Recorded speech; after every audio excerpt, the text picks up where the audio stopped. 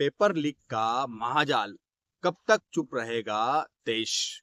भाइयों और बहनों, एक तरफ जंतर मंतर पर हजारों बच्चे, उनके माँ बाप, सोनम वांगचुक साहब और सीजेपी के साथी अनशन पर बैठे हैं। दूसरी तरफ महाराष्ट्र में टीईटी का पेपर लीक हो गया और सरकार चुप है।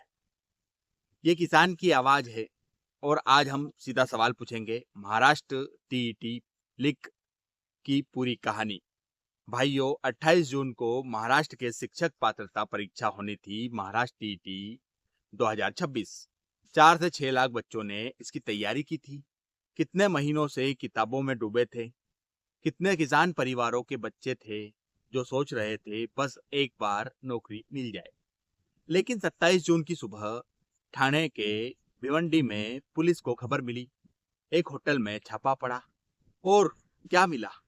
असली परीक्षा के पेपर के 4 सेट 1.5 करोड़ में बिकने वाले थे। ये पेपर जो पकड़े गए, एक हरियाणा का, 2 बिहार के, दिल्ली से आए थे महाराष्ट्र में पेपर बेचने।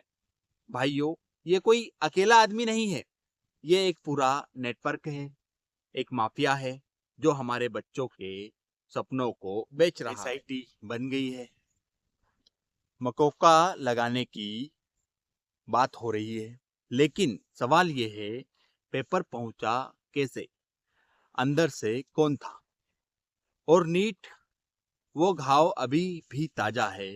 जंतर मंतर पर आज सोनम वांगचुक साहब बैठे हैं अनशन पर। सीजेपी के साथी बैठे हैं, छात्र बैठे हैं, माँ बाप बैठे हैं। ये वही बच्चे हैं जिन्होंने 5-5, 7-7 साल नीट की तैयारी की। ये वही किसान के बेटे बेटियां हैं जिनके घर में एक एक पैसा जोड़कर कोचिंग की फीस दी गई। और क्या हुआ उनके साथ? पेपर लीक हुआ।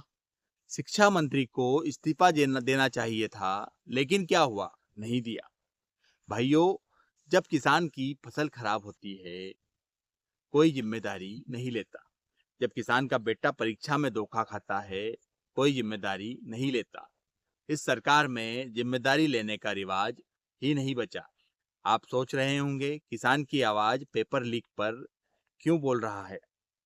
इसलिए क्योंकि पेपर लीक का सबसे बड़ा शिकार कौन है? वो किसान का बेटा जो आईएएस बनना चाहता था। वो किसान की बेटी जो डॉक्टर बनकर गांव में क्लिनिक खोलना चाहती थी। वो मजदूर का बच्चा जिसने सरकारी स्कूल में से पढ़कर टीचर बनने का सपना देखा। ये बच्चे कोचिंग माफिया को 1.5 करोड़ नहीं दे सकते। ये सिस्टम के अंदर की कोई सेटिंग नहीं करवा सकते। ये सिर्फ मेहनत कर सकते हैं, और जब मेहनत को भी बेच दिया जाए तो बचता क्या है? भाइयों, नीट लीक जांच अधूरी। महाराष्ट्र टीईटी लीक अभी अभी हुई। मंत्री कुर्सी पर बैठे हैं, माफिया अगले पेपर की तैयारी में है। हम किसान लोग जानते हैं, जब खेत में घास बढ़ने लगे और किसान सोता रहे तो फसल बर्बाद होती है। और जब सरकार पेपर लीक माफिया को जड़ से नहीं उखाड़ती तो देश की अगली पीढ़ी बर्बाद होती है। सोनम वांगचुक साहब अनशन पर हैं। उनकी आवाज हमारी आवाज और किसान की आवाज इस लड़ाई में उनके साथ है। अगर आप भी यही सोचते हैं तो ये वीडियो शेयर करें, व्हाट्सएप पर भेजें, हर गांव तक पहुंचाएं। मैं हूं गोलूराम यादव, किसान की आवाज। जय हिंद, जय किसान साथियों।